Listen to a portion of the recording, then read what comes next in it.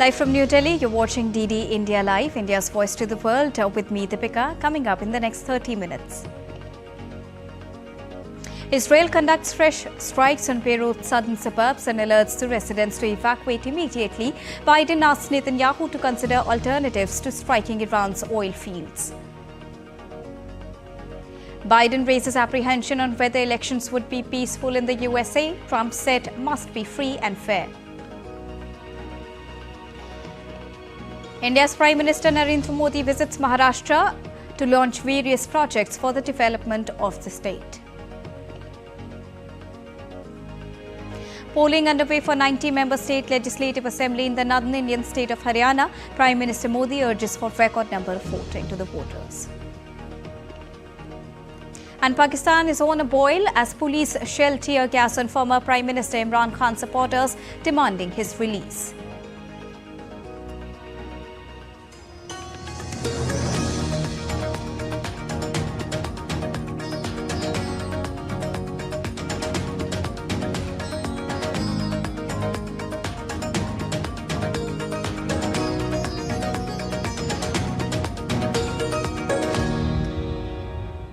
Good afternoon to all our viewers who are watching DD India Live with me, Deepika here. To begin with the West Asia conflict. The Israel-Lebanon conflict continued to escalate with multiple incidents reported across the weekend. In northern Lebanon, an Israeli strike targeted an apartment building in Tripoli, killing Hamas leader Said Atallah.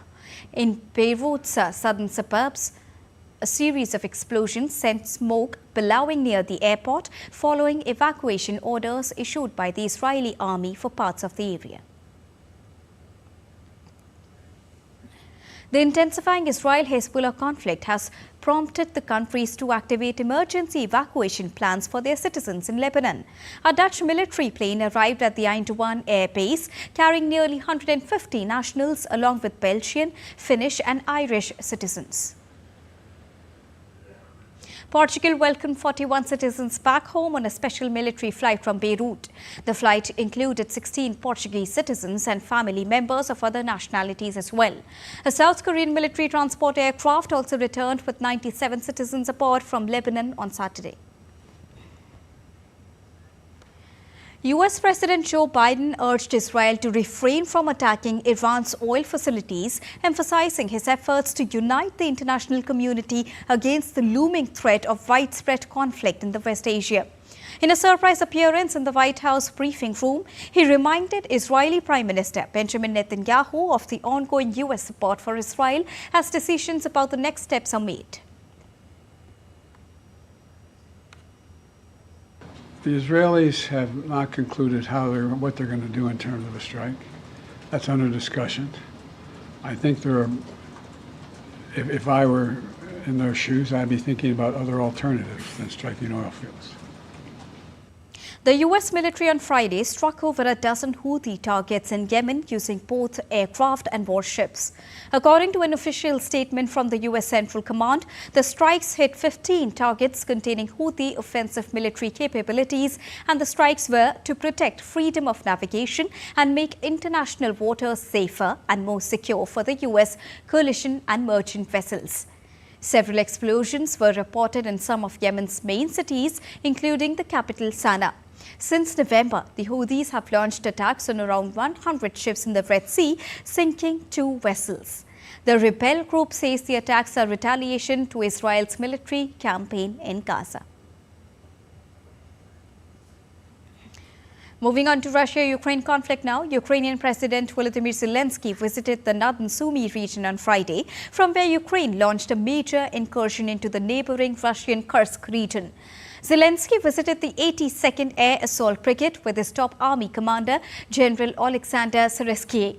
He thanked the military for defending Ukraine's territorial integrity and said the incursion helped Kyiv to secure the latest military support packages from the West.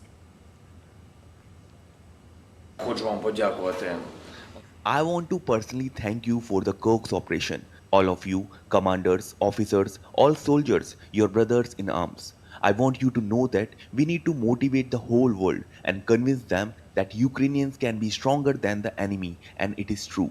I want you to know that Kursk's operation helped to motivate those who are giving us aid packages, arms from abroad. There was the new wave and it was crucial.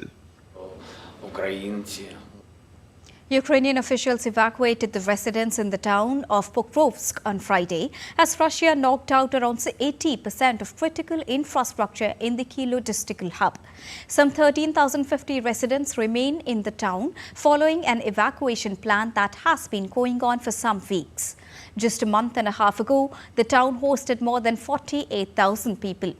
Pokrovsk military administration head Serhiy Dobryak said Russia continued to pummel the town, launching a total of 9 glide bombs and injuring 4 people, damaging the infrastructure. Russian forces have focused on Pokrovsk in recent weeks. An employee at the Russian-controlled Zaporizhzhia nuclear power plant in southern Ukraine was killed in a car bomb attack on Friday. Russia's investigative committee said the employee, called Andrei Kurotkiy, had died after a bomb planted under his car went off near his house. Kurotkiy worked in the plant security department. A criminal case has been opened into his death, while Ukrainian military intelligence in a statement called Kurotkiy a war criminal and collaborator, accusing him of repressing Ukrainians. The plant's authorities condemned Ukrainian authorities for orchestrating the murder. Pakistan's capital Islamabad and neighbouring Rawalpindi were locked down on Friday, with major roads being blocked, mobile services suspended as jailed ex-Prime Minister Imran Khan called on his supporters to hit the streets in his support. Police fired tear gas as they clashed with supporters of Imran Khan who were holding an anti-government rally in defiance of a ban on congregating in the city. Authorities sealed off Islamabad and blocked cell phone services to prevent the gathering, with the city on high alert in a lead up to a series of high-level diplomatic events, including a visit from the Indian Foreign Minister for the SU summit. It was the latest in a series of protest rallies since last month to press for Khan's release and agitate against a ruling coalition that the PTI calls illegitimate, saying it was forced after a fraudulent election. Protests erupted in Tunis, the capital of Tunisia, against Tunisian President Kais Saied, clashed with security forces on Friday. Hundreds of Tunisians took to the streets denouncing mounting repression as the country readies for presidential elections in which incumbent Kais Saied is poised for victory. Protesters chanted out with dictator Saied and no fear, no terror, streets belong to the people, as scuffles with security forces broke out. Political tensions in the North African country have risen since an electoral commission named by Saied disqualified 3 other prominent candidates, and an independent court has been stripped of authority to adjudicate an election dispute by the parliament. Tunisians will head to the polls on Sunday for the first round of presidential election. A gang attack in the western Haiti town of Pont-Sonde has killed at least 70 people and over 6,000 forced to flee. The Office of the United Nations High Commissioner for Human Rights said that the gang members set fires to dozens of houses and vehicles as people ran for safety. Grand Prix gang leader Laksin Ilan took responsibility for the massacre, saying it was in retaliation for civilians remaining passive while police and vigilante groups killed his soldiers. Haiti's Prime Minister Gary Conille offered his condolences to those affected by the attack and said law enforcement would be stepping up to response. UN spokesperson Stephen Dujarric said in a statement that the agency was horrified by the attack and called for a prompt and thorough investigation into the attack for those responsible to be held accountable. He said that UN Secretary General Antonio Guterres also condemned the attack. Turning to Haiti, given the violence that we have seen, the Secretary General strongly condemns the attack by armed gangs in the town of Pont-Sonde in the Artibonite department that took place yesterday. The attack left several dozen people dead, including women and children, injured many more, and resulted in the displacement of at least 3,000 people. As gang violence continues to spread from the capital to other departments of Haiti, the Secretary General stresses the importance of the joint efforts undertaken by the Haitian National Police and the Multinational Security Support Mission. Those efforts need to be supported. As the U.S. presidential election approaches, President Joe Biden has raised apprehensions about the potential for unrest and disruptions. Biden made these remarks during his rare appearance at the White House press briefing on Monday. He said he was not sure about peaceful elections, citing what Republicans had done after the results of 2020 elections when Trump faced defeat. I'm confident it'll be free and fair. I don't know whether it will be peaceful. The things that Trump has said and the things that he said last time out when he didn't like the outcome of the election were very dangerous. If you notice, I noticed that the vice presidential Republican candidate did not say he'd accept the outcome of the election. They haven't even accepted the outcome of the last election. So I'm concerned about what they're going to do. The former U.S. President Donald Trump, who was campaigning in Georgia, said he's just focused on his campaigns, hoping that the elections will be free and fair. I don't know anything about what he said. I only can hope that it's going to be free and fair, and I think in this state it will be, and I hope in every state it will be, and I think we're going to do very well, but right now we're focused on this. We're not focused on the election. Now, 1 week after Helene slammed into Florida, the U.S. government is working around the clock with dozens of partners to get help to the people as quickly as possible. An army of private volunteers, including helicopter pilots, are helping deliver supplies and rescue stranded victims. Across the southeast, hundreds of people are still reportedly missing. U.S. President Joe Biden stated on Friday that the country must address the damages caused by Hurricane Helene across several states. Simple fact is we've gone from economy in crisis to literally having the strongest economy in the world. And but we've got more work to do. We've got more work to do to deal with the things I've just mentioned, and we're going to have to deal with unforeseen cost of what this hurricane is going to cost. It's going to cost a lot of money. And I'm going to probably have to ask the Congress before we leave for more money to deal with some of those problems. Meanwhile, former President Donald Trump criticized the White House response to Hurricane Helene as terrible. Our hearts break for the more than 200 American families who have lost their lives already.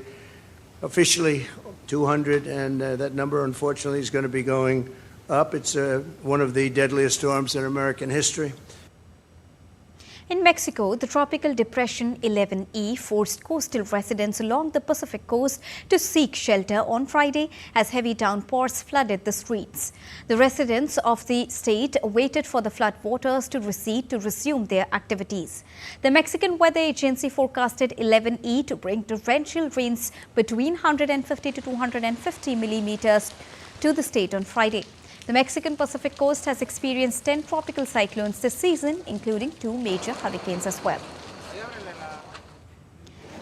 Nepal is also reeling from its worst flooding in decades after the number of people who lost their lives in the recent late monsoon-induced disaster has now reached 239.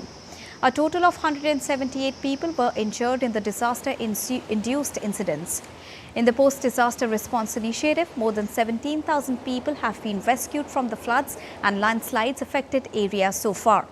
While efforts are underway to mobilize relief support for the survivors and repairs the highway, the roads that have suffered damages.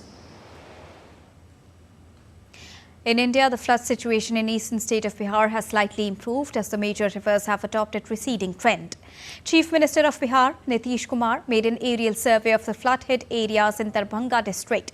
He also visited flood relief camps in Darbhanga. An ex gratia relief of 7,000 rupees each has been announced to 4.39 lakh families of Bihar. Boat ambulances have also been deployed in flood-hit areas to provide medical relief to the flood victims and also to check an upsurge of any epidemic in the areas from where the flood water has receded. A cholera outbreak has struck Nigeria's Borno state that is already facing severe flooding that displaced nearly 2 million people.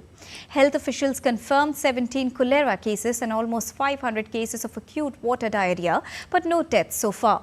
The state has received 300,000 oral cholera vaccines to distribute in affected areas and displacement camps. You're watching DD India Live. It's now time to take a look at the stories making news around the world. The US will not renew the temporary legal status for hundreds of thousands of migrants under a humanitarian entry program, the Department of Homeland Security confirmed. Around 530,000 migrants from Cuba, Haiti, Nicaragua and Venezuela who arrived since October 2022 will see their two-year grants begin to expire soon. However, some may remain through other available programs. World leaders arrived at the Élysée Palace for the 19th Francophonie Summit dinner in France. Heads of state, ministers and dignitaries walked the red carpet for the high-profile event. The summit highlights cooperation among French-speaking nations.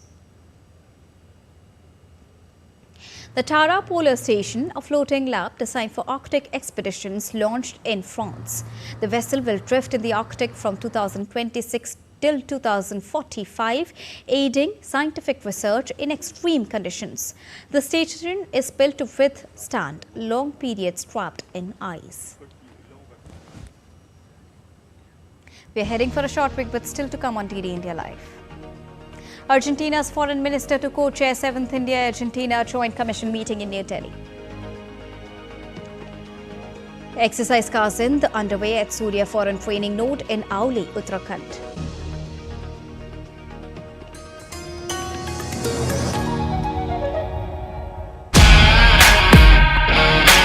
This is a golden era of the Indian chess with both the men's and women's team winning gold at the Olympiad. What do you think is driving this incredible success for Indian chess on the global stage right now? Some level it was always bound to happen, and India has come very close in some Olympiads, and then they unfortunately couldn't get the gold medal, but this year I think was the golden year and we managed to get it. How you maintain your focus, your composure during the tournament? Just try to focus on one thing at a time, helps me get into the groove, get into the mode. Focusing on the current moment really helps.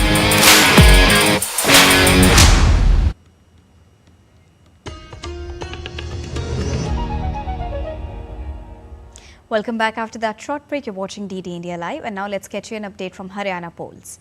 Well, polling is underway for the 90 assembly seats in the North Indian state of Haryana. Elaborate arrangements have been made for the smooth conduct of polling. The voting that began at 7 a.m. according to Indian Standard Time will continue till 6 p.m. local time to decide the fate of 1,031 candidates. 22.7% voter turnout has been recorded till 11 a.m. local time.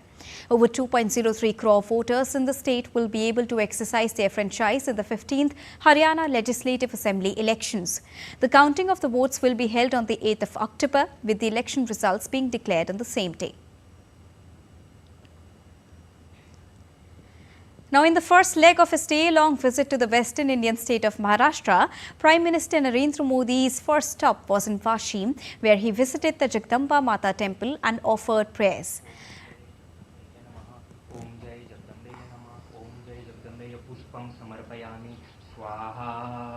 Om Jai Jagdambeya Namaha. Om Jai Jagdambeya Namaha. Om Jai Jagdambeya Namaha. Om Jai Jagdambeya Pushpa Samarpayami Swaha. Om Jai Jagdambeya Namaha. Om Jai Jagdambeya Namaha. Sadguru Sevadar. Prime Minister Narendra Modi also paid tributes at samadhis of Sant Sevalal Maharaj and Sant Ram Rao Maharaj in Vashim.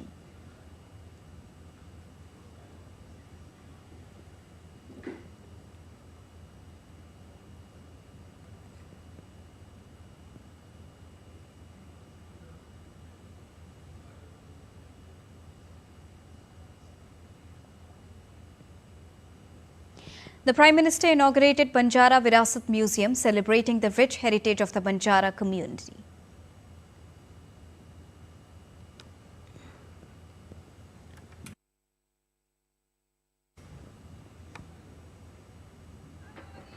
Prime Minister Narendra Modi seemed quite happy beating traditional drum at the museum as well at the Sevalal Maharaj temple.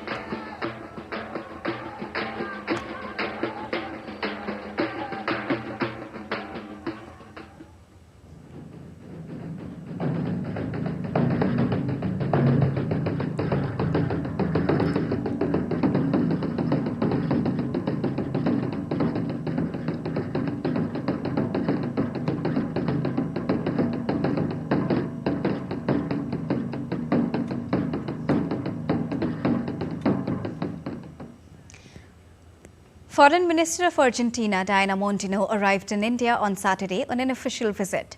During her stay, she will co-chair the 7th India-Argentina Joint Commission meeting with External Affairs Minister Dr. S. Jaishankar. The visiting dignitary will meet several Indian ministers and attend a business event as well. The visit is taking place in the year when India is celebrating 75 years of diplomatic ties with Argentina. It will not only provide an opportunity to review the entire gamut of bilateral relations, but also to discuss ways to further deepen and widen the India-Argentina strategic partnership. Moving on, in the ongoing operation in Jammu and Kashmir's Kupwara district, 2 terrorists have been eliminated by the security forces. The Indian Army said that the troops spotted suspicious activity in Guguldhar and challenged the terrorists, leading to an exchange of fire on Friday.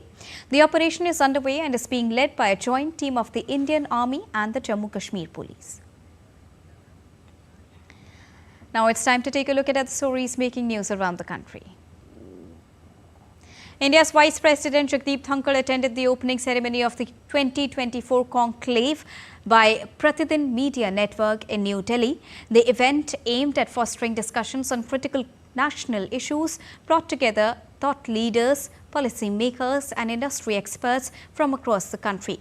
During his address as the chief guest of the event, the Vice President emphasized the importance of a free and responsible media in shaping public opinion and fostering democratic values.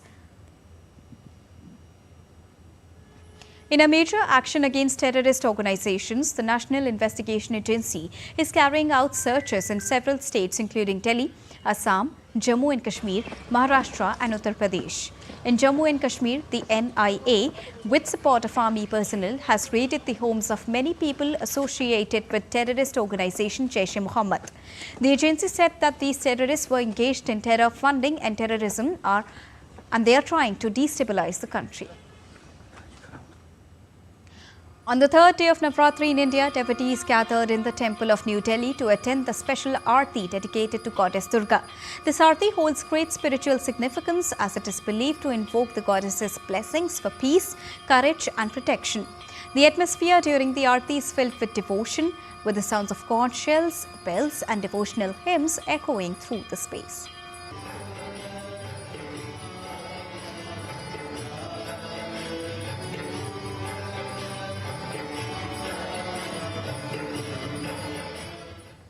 On to sports now. Tournament favourites Australia will open their T20 Cricket World Cup campaign against Asian champion Sri Lanka at Sharjah today. After warming up with victories against Bangladesh and Scotland, Asia Cup champions Sri Lanka lost their tournament opener to Pakistan in Sharjah. Australia, not surprisingly, beat England and the West Indies in the warm-ups after batting first in both the games. Australia have never lost to Sri Lanka in T20Is, the last of which came in 2023 Cricket World Cup. England men's cricket team held their training session ahead of their upcoming test series against Pakistan at Multan Cricket Stadium on Friday. The Pakistan Cricket Board revised the schedule for their 3 test series on Friday, with the second test being moved from Karachi to Multan. The series now consists of 2 tests in Multan, with the first test scheduled from the 7th of October, while the third test will be played in Rawalpindi from 24th of October. England, who did not tour Pakistan for 17 years after 2005 due to security concerns, will return to the country after defeating the hosts 3-0 in a test series and 4-3 in T20s in 2022. Moving on, Exercise Kasint, a joint exercise between Indian and Kazakhstan army, is currently underway at the Surya Foreign Training Node in Uttarakhand's Oli. In line with the joint exercises theme, a display of weapons and equipments was conducted that included weapons handling and live firing for the troops. Indian contingent members shared their expertise and experiences with their counterparts from Kazakhstan during the demonstration. The commitment of both the nations to operational readiness was evident through rigorous training sessions focused on weapon handling and various tactical firing positions. Exercise Kasint 2024 aims at achieving operational synergy, enhancing interoperability and ensure tactical precision in close quarter engagements. That's all for this edition of DD India Live, but do let us know your thoughts on the news of the day. For those on the go, you can get all the latest news and updates from India and across the world on the DD India mobile app. The app is available on both Android and iOS platforms. Scan the QR code on the screen to download it right now. We'll be back with more news as it breaks here on DD India. I am Deepika, and from all of us here in New Delhi, thank you so much for watching DD India Live this afternoon. Namaskar.